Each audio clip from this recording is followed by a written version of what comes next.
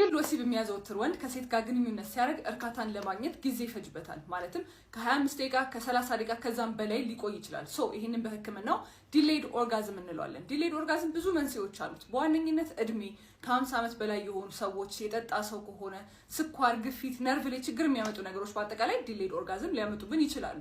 ግን ዛሬ የምናየው በግል ወሲብ የሚመጣው የግል ወሲብ ማዘውተርና እርካታን አለማግኘት ዲሌይድ መሆኑ ምን ያገናኛቸዋል የሚለውን ስናይ አንድ ወንድ በግል ወሲብ ሰዓት የሚጠቀመው ኃይል አለ። ማለትም ጠንከር አድርጎ መያዝ አለ። ፍጥነቱ በጣም ከበድ ያለ ሊሆን ይችላል። በተጨማሪ ደግሞ አንዳንድ ቪዲዮ ስቲሙሌሽኖች አሉ። ስለዚህ ልክ ይሄ ግን ከሴት ጋር ሲሆን አንድ አይነት ስቲሙሌሽን አያገኝም፣ አይመሳሰለትም። ሰውነቱ ያስለመደው ነገር አለ።